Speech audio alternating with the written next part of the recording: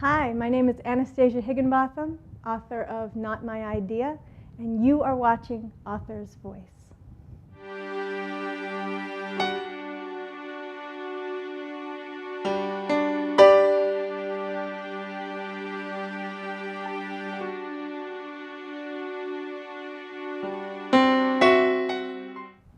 Welcome to Author's Voice, connecting authors to the world. This is LadyBird and Friends, and I am your host, Betsy Bird. Today we are talking about Not My Idea. Now this is published by Dotier Press, and it is $18.95 if you want to buy yourself a copy, which I think you do. I'd like to thank them very much because they have given us our fantastic author for today. And that would be, to my immediate right, Anastasia Higginbotham. Thank you so much for coming today. I am so happy you invited me. I am so happy you came. Now, a couple show notes before we begin. If you are watching this on Facebook Live or on our website, please use the comments to submit a question. Include your name and where you are from, and I will read it to our author, who I'm sure you're going to have a lot of questions for today. Most importantly, if you would like to order a signed book, you can do so right now. You just go to authorsvoice.net and you can get a copy sent to you. Now, I feel like before we can talk about anything else, I got to give a little context here. Yes, context please. For you. Thank okay. you. So, folks, Ms. Higginbotham specializes in the impossible, I would say. You have done titles which have included, I just have to read out the titles myself. Divorce is the Worst. Yes, Death is Stupid. it is. Tell me about Sex Grandma, which is clearly my favorite, until possibly the one that we're talking about today. So you cover divorce, death, and sex in children's books. Mm-hmm. And now, compared to all three, I'd say that whiteness is so much harder. Mm-hmm. So what is this book? How do you describe this book to people? This is a book where a white child is noticing racial injustice and violence and wants to know more about it. And when they ask the white family members available to them, they're not getting answers. Or they're getting answers that further confuse them and that are out of line and out of tune with what the child feels, which is that something's very wrong. What kind of answers is the child getting? Reassurance. Right. Reassurance about, like, you're okay, so it's okay. But the child has seen on a TV screen or a computer screen a police shooting. A white police officer and a person with brown skin whose hands were up, and they know that everything's not okay because it doesn't feel okay in their body, and it doesn't feel okay in their, you can't see something like that and then look around to the people around you and they're not having a reaction without being very, very confused. And so that's what happens. The child is reassured, you're safe. We don't see color.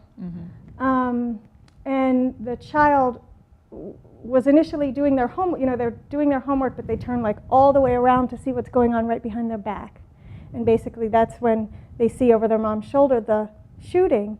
And then when they turn back around, they start doing the real work of understanding what that was, and they're drawing what they saw, and clearly choosing colors because color matters, and we do see it. Right.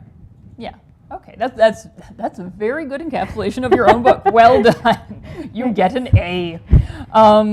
So I had this other white parent in my home the other day. Our kids were having a play date. My son is 4, and we were talking about how hard it is to find books for young children that talk about racial equity and talk about diversity in a way that is above and beyond just we're all the same underneath our skin, which was the message, certainly when I was a child, that was like the message that we were given, like we're all the same underneath our skin, so don't see difference in any way, shape, or form.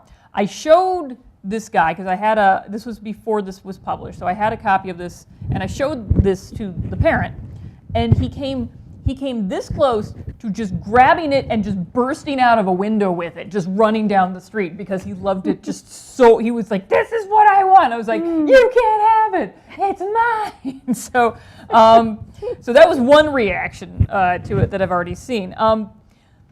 Like how? So clearly, we were two people who were already ready for this book And seeking. and Yes. seeking this book. But how do you describe this book or tell people about this book, parents who are not ready for this book, who don't know about the necessity of this book, which is like the $1 million question, right? Right. Well, I try to get to them where they are and like ask if they remember when they were a child, the first time they noticed there was racial injustice, if they remember what they saw or heard or what they were taught about it, and just frame the book as, this is a child who's tuning into that. This is a child who is very upset about injustice, and I take for granted that the person that I'm talking to, I assume that they don't want there to be racist violence and police brutality, and I assume the best of them. And I assume that they love justice and want to seek justice, and so I speak to them in that place of an assumption of that there is somewhere in there a connection to what the book is about, and that if they saw the child going through what the child is going through, they would recognize themselves and their family somewhere in there. You've sort of made a career on tackling the difficult subjects that parents have a very hard time with, which again is why the title Tell Me About Sex Grandma is one of the great titles of all time. And what you do in many ways is you break these things down in such a way you never condescend to the child. You're treating the child as an equal. You're just making it simple so that they can understand it, but you're not. I mean, the parents in this book are condescending. They're trying. They think they're being reassuring. Yeah. But they are in fact just saying you're not ready for this. So, well, how do you react when? Well, how would you react? I'll say I'm not going to assume you've had this reaction, but how would you react if a parent said, "Well, my kids are 7 and 8. They're too young to know about this kind of stuff. This is a difficult topic. When they're older, when they understand the nuances of it, then we'll talk about it." And what would be your reaction to that? I would say trust them more. Yeah. Trust them more. Trust that they already know more than you think, and that they already have questions, and that they already have a feeling about what we should be doing as a society, as people, as a collective, as people who care about each other, and that it is catastrophic and has been for centuries that white parents have not had the words or had the incentive or had the confidence to talk about this with their white children from a very young age, except in a frame of like kindness and tolerance, which hasn't worked. Right, clearly. It doesn't disrupt the system just marches on. And so the black and brown children who are 6 and 7 and 5 and 4 and 3 and 2 are carrying the entire weight of white supremacy and its effect, its daily humiliations and hazards and the crises that it causes. It's all on their shoulders. And if we lifted some of that burden off of their shoulders and entrusted it to our white children, they would rise to the occasion. We have to let them know that we trust that they have a sense of justice, that they will want this information so that they can be in relationship with everyone in an honest and heartfelt, connected way. And then their white children can be part of disrupting the system and dismantling the system and calling it what it is when they see it. And they need to be able to see whiteness so we can teach them to see it, like teaching, like playing spy. You can learn to see it in your school and in a store and in your home and when your uncle tells a joke. You can Mhm. learn to see it. And then you can bring that home to your white family, and your white family can be like, yes, well, that's where it plays out there. And this is where it plays out in that movie that you saw, and this is where it plays out here. And then that can be a constant conversation, and the child has an awareness, and then they can make conscious choices. Mhm. And they can not perpetuate. They can choose to not perpetuate it. They can choose to say, hey, I noticed at school, me and my friend got in trouble, but my friend who has brown skin got in worse trouble. They got suspended. I didn't get suspended. What's up with that? Mhm. I'm looking for that to happen. Yeah. Well, and that's what this book does so well. Because usually with kids' books, when they talk about, very few of them talk about whiteness. I've seen some that talk about, oh, well, there are dark forces in the world and we should be brave. That comes up a lot. Yeah. But they just name it. Yeah, but they don't really like specifics. They'll show like my parents are watching TV and a bad thing is on the TV. Yeah. And they're afraid, and I'm afraid because they're afraid. Like that's how it's usually couched in some way. And the thing about this is that you are specific. You are talking about, the situation where there's a guard in a store and there's a white kid on one side and a black kid on the other side, and the guard is clearly looking at the black kid and is not watching the white kid who's doing the exact same thing. Right. You're talking about, you go into, we had honestly been having a conversation with my daughter about the history of black people and getting loans from the bank to buy houses. And it's in here. Yes. It was so nice. It was Good. like, see, now we've actually got a visual to show with this thing. It's so good. Oh, good. But there had to be things that you put on the cutting room floor that didn't make it into the book. Was there anything that you wanted to initially include and that you weren't able to include in some way? Initially, I wanted to include the book Roll of Thunder, Hear My Cry in some way. Interesting. Yes.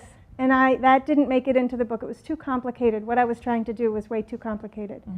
But there's a character, Jeremy, and that's the character of Jeremy in that story is this white child who's trying to sign off from what his white family and his white community is involved in. And he's very isolated and he's very lonely. And he loves the Logan children. And he won't ride the bus. And that idea of like refusing to ride the bus is really interesting to me. So anyway, I wanted some sort of reference to him or to that book, but I couldn't fit that. That's okay, because you have a similar thing in here. You have Juliet Hampton Morgan, who makes it in as an example of you can be white without signing on to whiteness. And her example where she was a librarian who would see on the bus, someone would pay, a black person would pay the fare, and then they had to run to the back to get on the bus, and then the bus driver would just take off before they could get on. And she would throw a fit until they stopped it. And she's an example of how people can help. And I just thought that was such a nice inclusion. This book is so useful not just for kids, it's helpful for adults. There are adults I just want to just be like, look, just read this.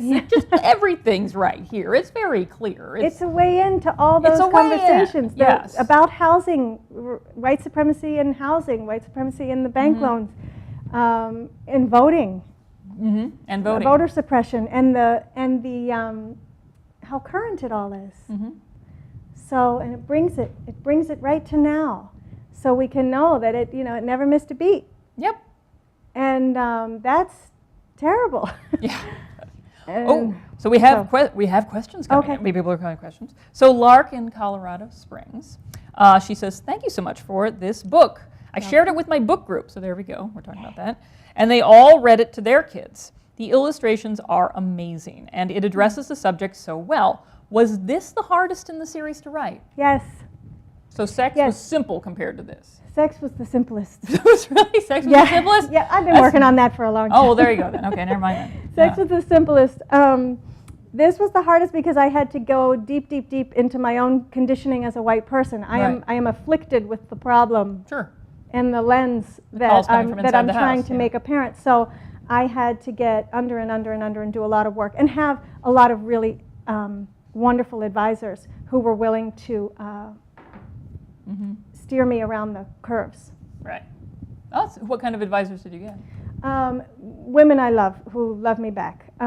So the black women at my children's school, Brooklyn Free School, who initially raised the question of whiteness with the white parents at the school.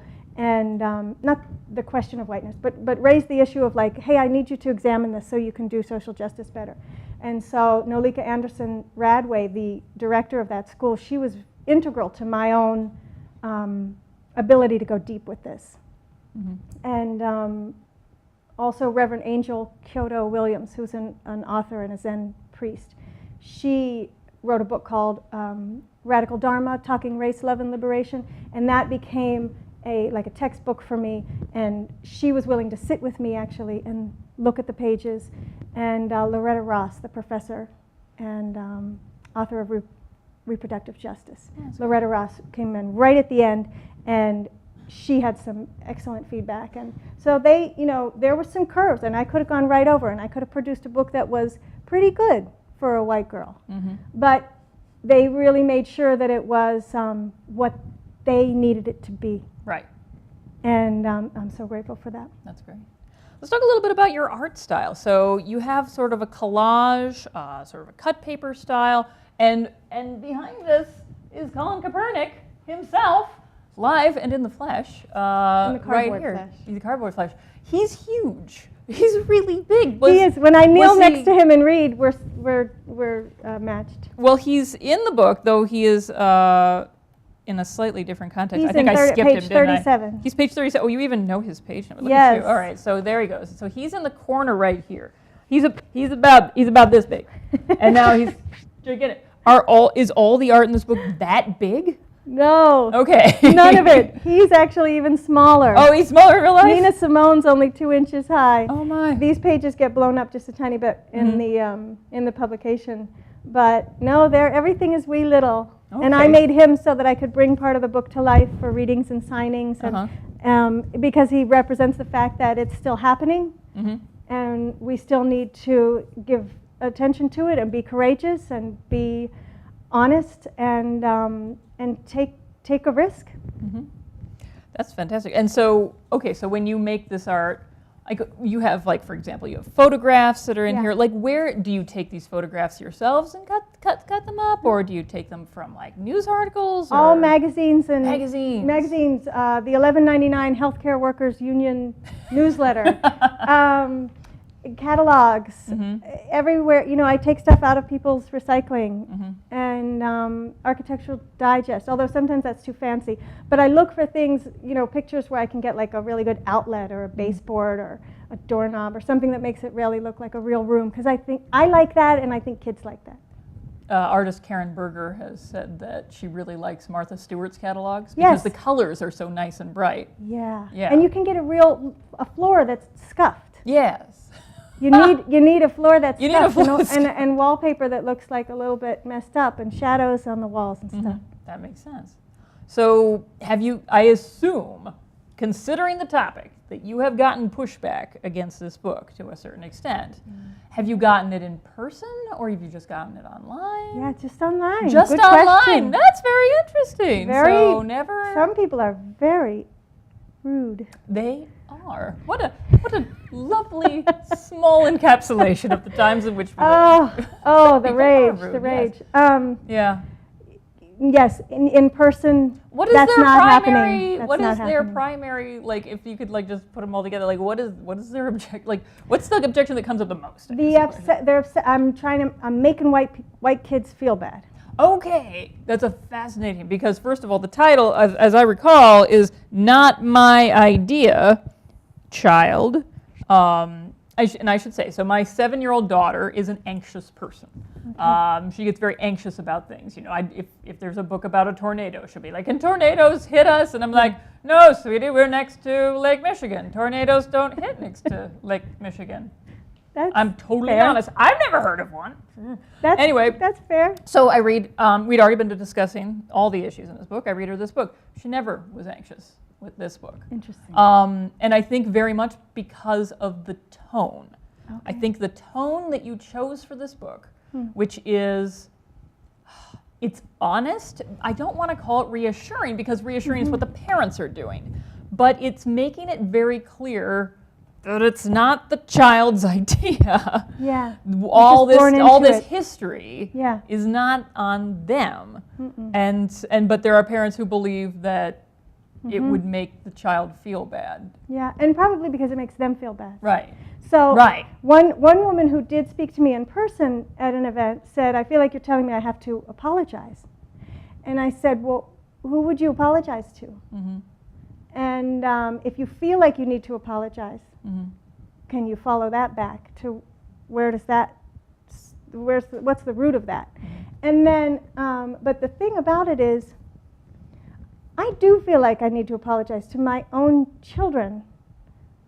This is not your idea, and your child, and I need to tell you what's happening. Right. It's pretty bad. Yeah.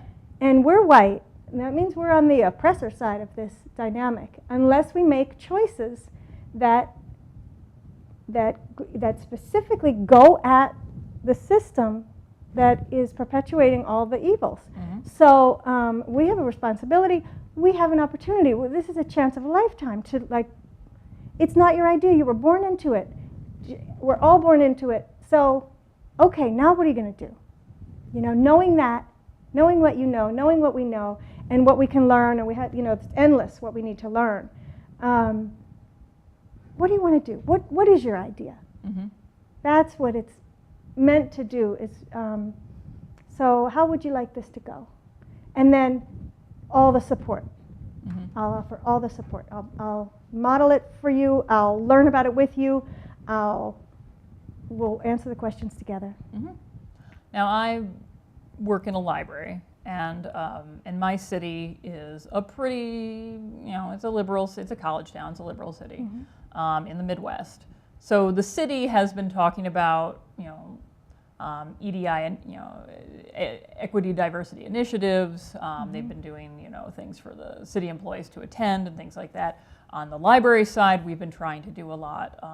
We've been doing webinars. We've been attending courses. We've been reading up a lot on our own as well. Great. But this is we're not a representation of the whole country. It's not every library, not every city in America is doing this right now. So is it your impression that for some parents, this is the first time they've heard this? Because where else would they be hearing this, I guess, is my question. I don't know. I mean, the white parents, I should always specify that. Well, I mean, ideally, it's in the air. Right. And if you're paying attention at all, you're hearing about it. But also, maybe there's got to be some, the images and the words are meant to communicate subliminally too. And so I put that burning cross on the cover to connect with and wake up that part of the person who's looking at it, like that moment when they first became aware of the burning cross. When they first learned about that or saw the film with the burning cross in it. And I mean for that to call the person to their own knowing without having read Robin DiAngelo, without having read Ta-Nehisi Coates, without having read Ijeoma Oluo. What do you already know? So I'm hoping that the images, that the book, if it comes across their if it's presented at their children's school or at their library, they see it at the library, that even though they're not engaged in some kind of equity work at their school, that something about what the child is experiencing and what the parents and the aunt and uncle are giving the child will be recognizable and will make them remember who they were when they first started to learn about this, and maybe connect to that feeling. That's great. Have your kids obviously have seen this book? My kids helped make this book. Right. This is your kid? No. No, okay. This is not your kid. It's not, but I do have a child who has long hair, but not red hair. No, my child drew the shooting on page 11. Oh. His name is Sabatino, and he wanted to... Really? He drew that? Yeah, I just told him really what I needed. good. I said I need a hand. Very good, yeah. I said I need a hand on a gun over here, and then I need 2 hands up over there. Look at that. That's really Yeah, he said he wants to take over the series when he grows up. Oh, very good. I don't know if you'll have any Ordinary Terrible Things left. We wish. Woo! Yeah, but that's good. So, and did they have any feedback on this particular book? Lots. Oh, really? Yeah, During the process or afterwards? I use them shamelessly. I mean, I rely on them and value their opinions, so I come to them with a page and say, is this page done yet? And they'll be like, this part's not quite clear. My older son Lionel is often, he's the one who lets me know if it's not clear. Mm-hmm. And I just wait and see how my younger son reacts to see if it's doing anything, you know? How young is your youngest son? 9. But he was 8 okay. when I was making it, so. So there you go. Well, that makes Yeah. sense. And have they had feedback on all your books? Or? Yes. Yeah, Yes. that makes sense. Yeah. That's great. So I'm almost afraid to ask it. You've done divorce, death, sex, and whiteness. What are you working on next? Can you even say? What you're Can I working on even next? say it? 2 books. 2 books. Okay. Yeah. But you can't say what they're about. No, I can. Okay, tell me what they're about. They're both about a child's right to come into their own sexuality. Oh, wow. Both books. One is called You Ruined It, and it's about the crisis of disclosure. So after you tell that there's been sexual abuse within the family, Mm-hmm. what happens next? And there's a very important relationship between the sisters in that book. Mm-hmm. Sexual abuse in children's literature, there are only 2 Yeah. picture books that I have ever seen that have even gotten close to touching on that subject. Yeah. And I have gotten people asking for that book. And it's Oh, like good. Everett Anderson, Great. and there's a book from Japan, Okay. and that's it. Yeah. Okay, wow. Well, I'll read those for sure. All right. I think that these books will be for a slightly older Mhm. audience. 10, 11, Mm-hmm, mm-hmm, 12 is what Good. I'm imagining. And the other one's called I'm Not Gay. mm-hmm. But it's about when you are the thing, the bad name that people are calling you, Mhm. but you don't, like, you need to be private with it. Mm-hmm. And what do they even see? Like, how Mhm. did that get out? Why am I suddenly being called this name? As if it's the worst thing, and I think it might be me, what I am. So that one's that, and so. All right. So easy little topics that you've got to, yeah. You like making your life easy on yourself, I can already tell. This does make Yeah. my life easier. It does. This like gives me a way to process this That's stuff. true. 'Cause Well, and I'm you're- talking to myself, really. Honestly, you're making it easier for the rest of us. To be perfectly Good. frank. I'm so We're like, glad that other is people there a can book relate. for that? Now there is. Thank you for that. You're That was welcome. fantastic. All right. Well, folks, we are reaching the end of our time for this broadcast. We have been talking about Not My Idea, a book about whiteness, which is published by Dotier Press. It is $18.95 if you would like to buy it. And a big thank you to them for giving us this fantastic author today. And Anastasia Higginbotham, thank you so much.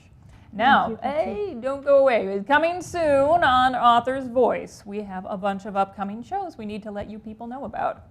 First of all, on Stranger Than Fiction, authors Kim Coventry and Susan Rawson will be joining our host, Bjorn Skeptison, to discuss their newest title, Chicago by the Book. And you can join us on November 9th at 3 p.m.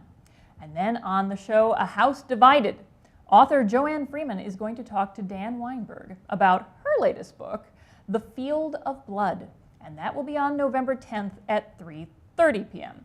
You can ask a question, and you can order your signed copy at authorsvoice.net. And if you are watching this on YouTube after the broadcast, you can still order signed books. You just have to click on that little link under the title, and that's all you're really going to have to do. So once again, thank you so much for joining us today. Welcome. All right, and thanks all of you for watching. Thank you.